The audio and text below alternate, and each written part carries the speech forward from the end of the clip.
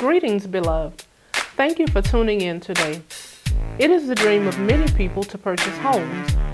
While many people choose to purchase a home that is already built, others may choose to build from the ground up.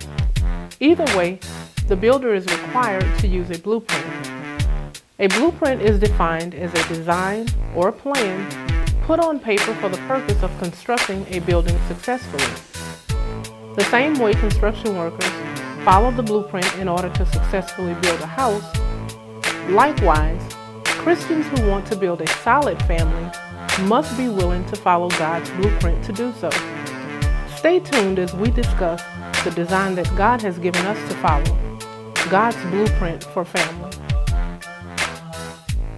And then you think about the nature of children. You see, God, the Lord told us, I think it's in the 18th chapter of Matthew, that if we don't become as little children, we won't inherit the kingdom of God. And then he goes on this long spiel about forgiveness. Why? So how are those two connected?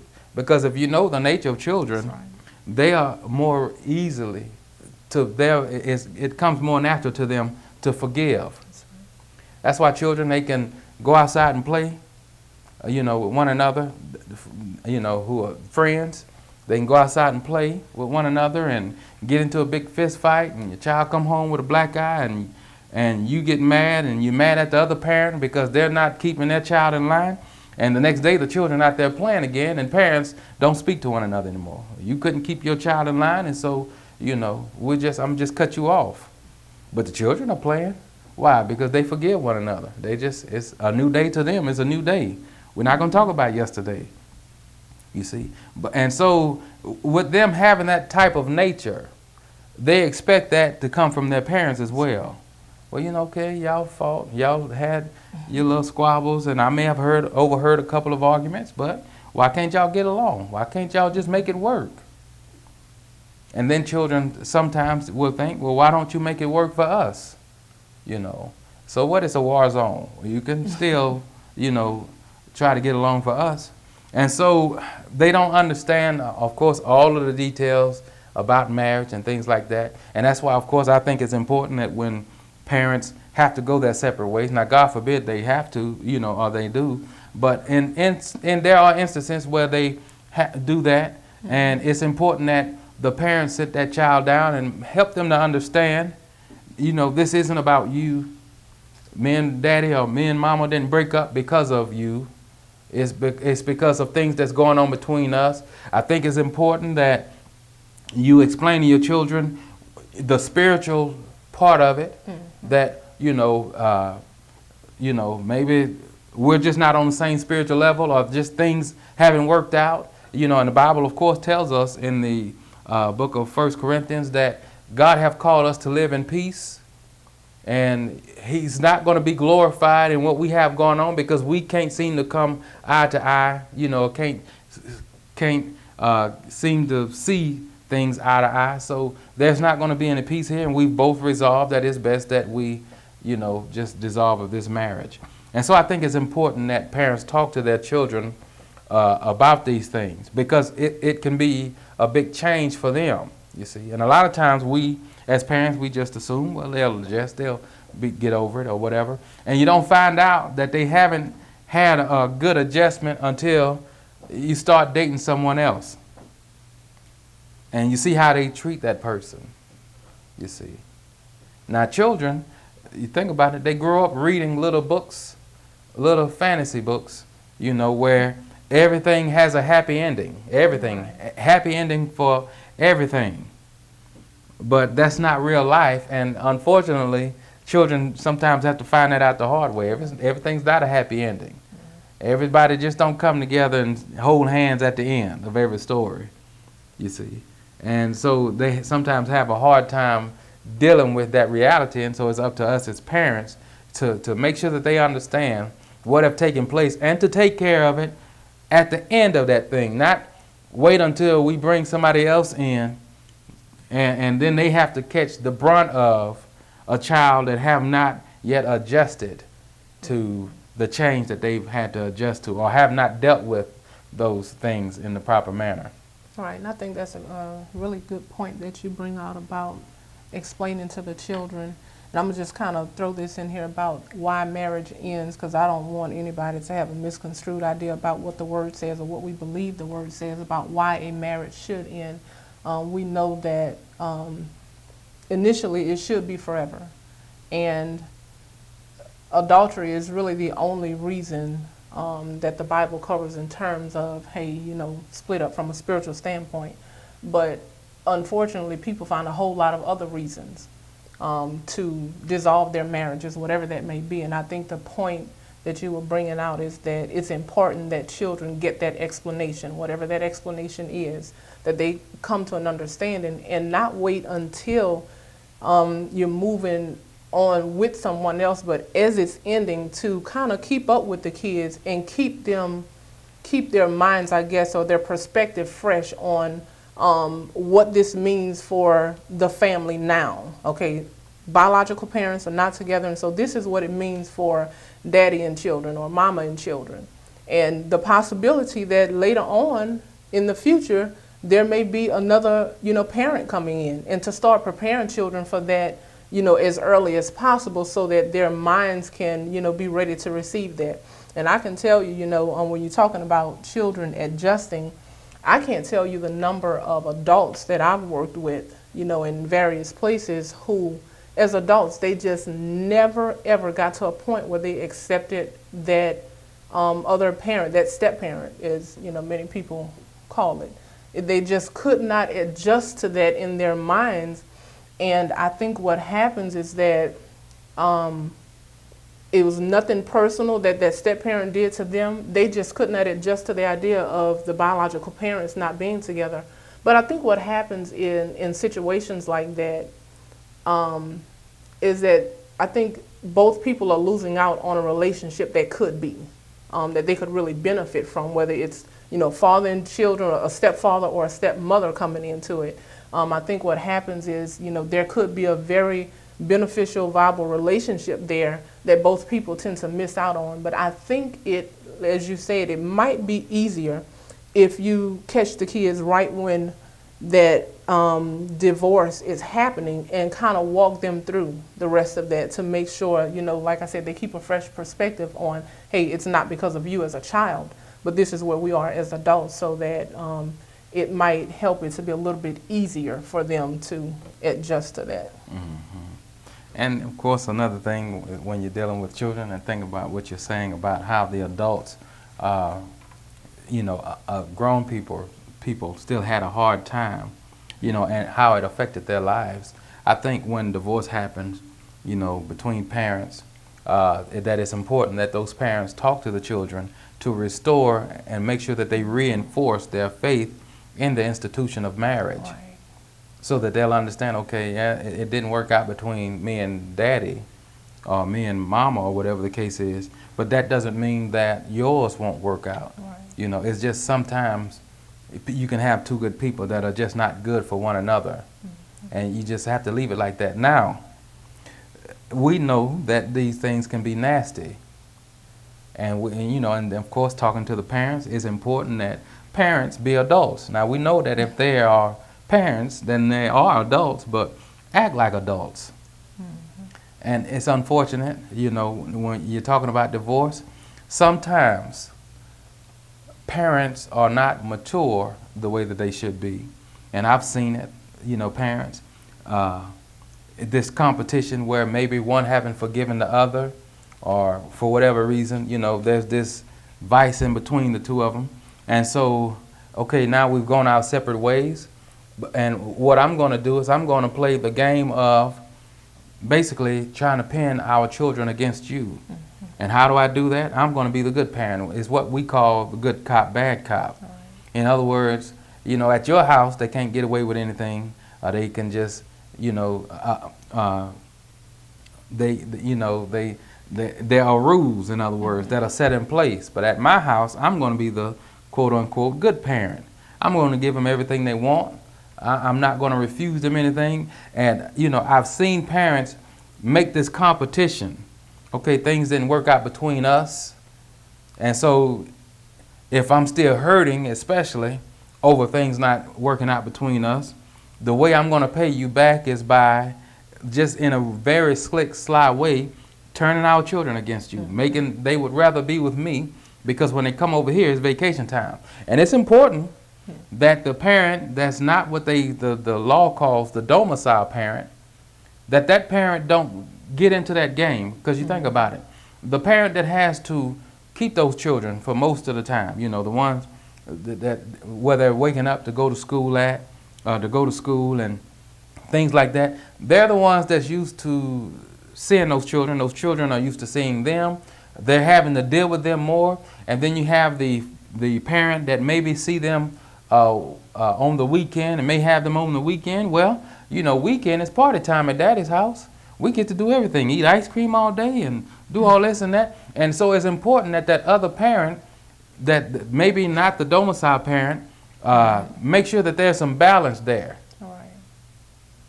That there needs to be some balance. No, this is not, you know, I'm not in competition with your mother or your father. You know, if your mother says no, then I say no. And so what we're saying is that it's important that, you know, God forbid again that people get divorced, but if and when it does happen, people do go their separate ways, you know, of course, whether they were married or not, that they're still on the same team when it comes to raising their children. Right. And that's why it's so important. You know, the Bible, I mean, you think about it, when we get away from the Word of God, it's really just downhill from there. The Bible tells us not to be unequally yoked with unbelievers. Right. And so when we become unequally yoked with them, we have children with them, and their value system isn't the same as yours. Mm-hmm. And so when it talks about unbelievers, it's not just talking about, you know, folks that don't go to church, because people can go to church and still not have any idea of who Jesus Christ is and how, you know, what his word says. So it's important that you know, before you even get married or in a relationship, you find out where people's minds are concerning children, concerning life in general. Because if they, you know, are unequally yoked, if they don't know the word and don't believe the word the way you do, then you'll just find that out later on. You know, that they will become your worst enemy later on. And that includes raising children. And they'll make it hard on that parent. You know, they'll make it hard on you as a parent and make it even harder on the children, because I don't believe any child should have to pick and choose which parent is their favorite parent. And I believe it's on the inside of a child to love both of their parents the same. Now, where the difference comes in at is when mom and daddy are pinned against one another and we're not willing to work together as a team. Even if things didn't work out between us, we should still be adult enough to come and sit down and say, okay, this child is doing this, how can we deal with this? But unfortunately, that's not always the case. You know, and people have been hurt because something didn't work out for whatever reason, and so we'll bring the children in the mix of it, but in the wrong way. We won't sit down and explain to them what have taken place, but we'll make them a part of the fight that we have between us, and that happens all the time, all of the time. And so it's important that we use wisdom with these things. Amen. And one other point that I'm going to bring out, you know, concerning the children being in the middle, but it's from a different perspective. It's something that parents have to be watchful for, that sometimes, you know, children can see where mom and dad are no longer in the same home, and then they can put themselves in it to try to, let's see how to say this, to try to play both ends against each other just for the purpose of them getting their way. And that's something that parents have to be watchful of, that we're not allowing, and children can do that when parents are together. Yeah. And that's something to be watchful of, but it's a great opportunity for them when the parents are not together, for the enemy to come in and try to cause them to be sneaky about getting things and trying to play one parent against the other so that they will benefit from it in the middle. And so that's something that parents have to be watchful for, like I said, when they're together or if they're not together. And I think the bottom line is staying on the same page and putting the child's interest above anything else concerning your communication.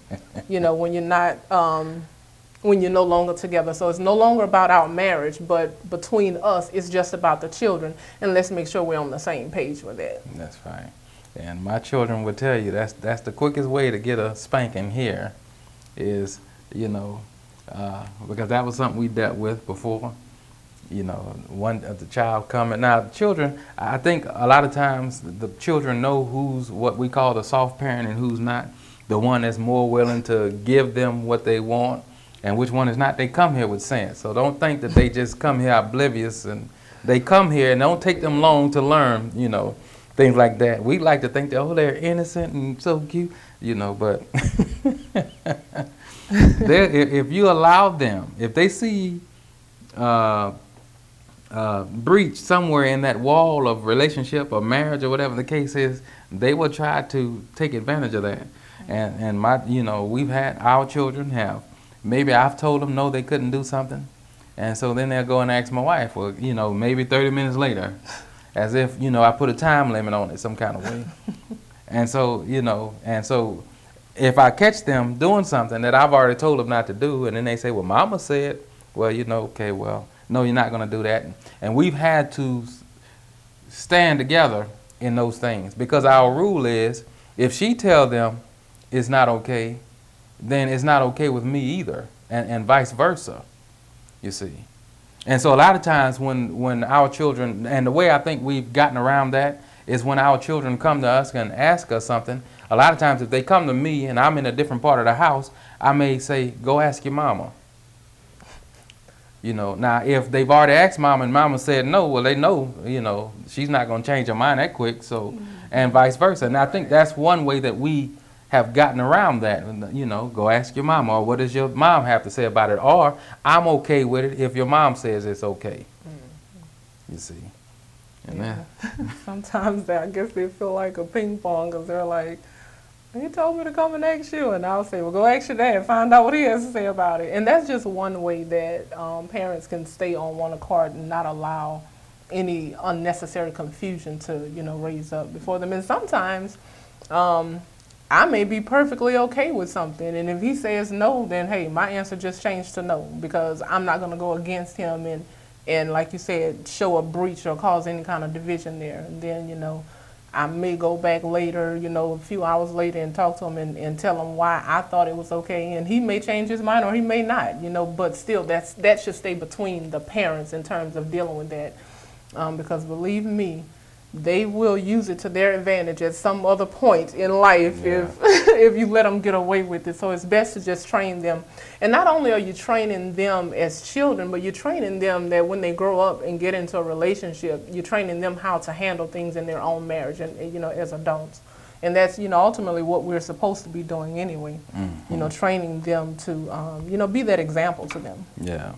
Of course, my wife and I, we're pretty transparent about our own lives and the things that we deal with, because we feel like people deal with real stuff, and that's one of the things that, the Lord have laid it on our hearts, is that, we go to church, we hear a good message of how the Lord want to bless us and these things, and then we go home and we still live defeated lives because the issues that we're dealing with in our home, in our family life, is not being dealt with. And so that have sparked my wife and I to be very transparent, and of course our children know that as well, that we're transparent. That means sometimes we got to bring up things that they have tried or that they have done, or even areas in our own lives where we have failed at and where we've had to repent and things like that.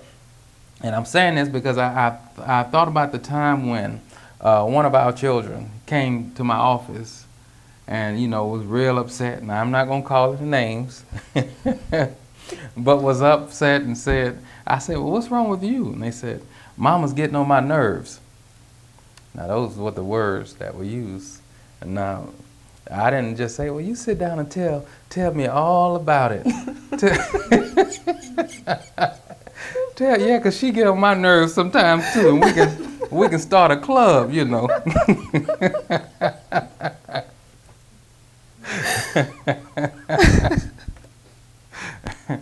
Because I understand that these things, just these little things like that, can cause division. And so my child coming to me telling me Mama's getting on my nerves. Well, you know, we don't have anything to talk about. Let's go tell Mama how she getting on your nerve. Let's go. She's upstairs. Let's go. So that's what we did, and that's the way it had to be handled. You see. Now, if I sat down and played into that, maybe, you know, me and Mama had an argument earlier that day, and so I would have been prone to, you know what? I see exactly what you mean. She is that. You right. You know. Well, you know. My wife and I, we have this thing where, you know, we know each other's shortcomings, but those aren't things that we discuss. You know, in other words, there's nobody that can come to me and tell me anything about my wife and vice versa. We keep our marriage solid that way, as far as making sure that other people don't know the breach. You know, other people don't know what the shortcomings are, that they don't see any holes in that marriage where they think that they can penetrate or that the enemy can get in. And so even children, you have to be that way with them. Now, we're talking about, especially when you're talking about blended families, you know, and of course that blended family involves stepchildren. Now, we don't use that term, you know, as far as that's not really in our vocabulary. Our children are our children, and we think it's very, very, very important that when two people come together wanting to get married, that if you have children from a previous relationship or marriage, that you know without a shadow of a doubt that that person accepts your children. Because it can be hard on you, and it can cause a strain in your marriage if you're married to someone who you feel like don't accept your child. And then it's also important that you understand what true acceptance is.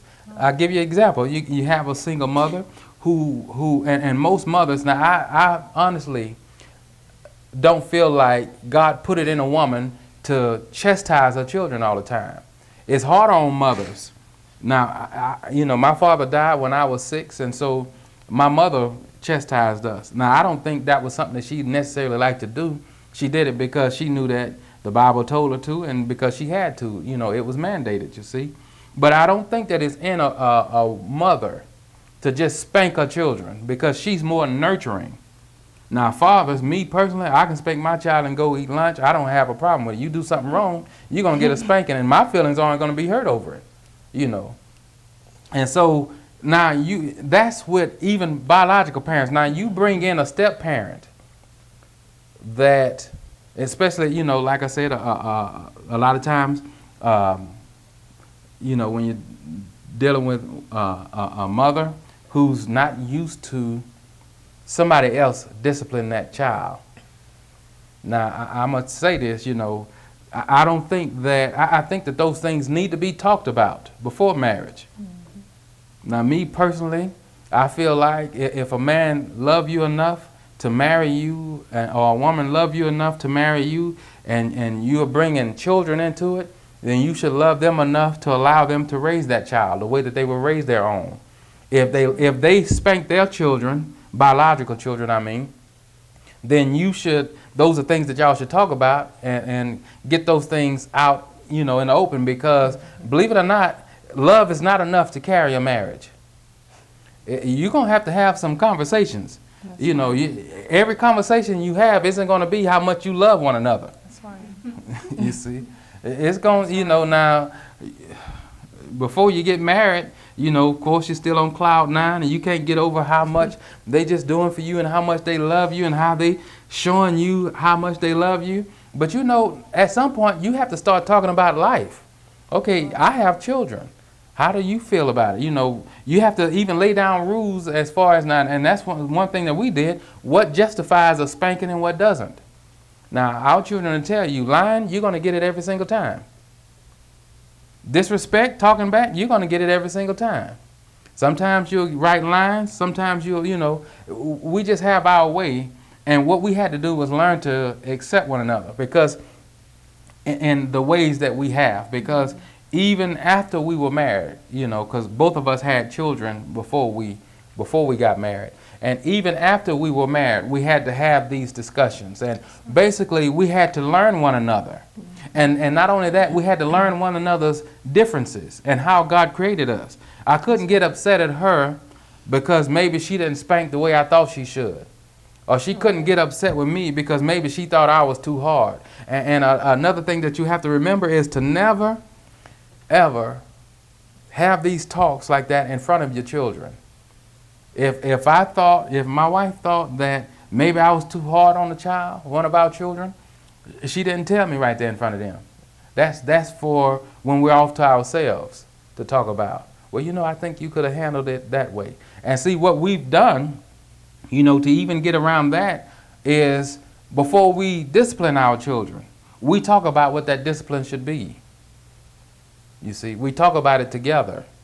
And, that we just feel like that's one of the ways that we can stop the enemy from coming in and causing a breach there. Because you think about it. If you have a child before you get married, to the person that maybe the Lord has for you, that child is a part of you. And you don't want that child to be mistreated, and you don't want to feel like they're being mistreated. Because, and think about it, no matter how much your husband or your spouse who have come into you and your child's life, no matter how much they say they love you, if you feel like in your heart they're mistreating your child, then it's hard for you to think that they really love you, because you know that child is an extension of you. Right. You see that? And I think most of us have enough sense not to marry someone that doesn't love our child the same way they would love their own children, you see. Amen. I had a thought, but it left me. I was trying to wait for you to finish talking. It'll come back to me. Yeah. And so those are the things that we have to deal with. And so, and that's just the surface of it. Right. Never mind that child having to get used to the idea of another father figure being around or another mother figure being around. Why? Because it's easy for them to get offended. And a lot of times the first thought in their mind is, this person is trying to replace my mama. Or this person is trying to replace my daddy. And you have to that's why it's important that you have that talk with them so they'll understand, no, this person isn't trying to replace your parent, your biological father or your biological mother. It's just that me and your biological father or daddy are not together anymore. So it's not that they're trying to replace them. It's just I've accepted them having a place in my life, and you can accept them too. You see that? And so it's important that while you're getting to know that person that you're dating, that your children's first time seeing them isn't on the day that y'all get married.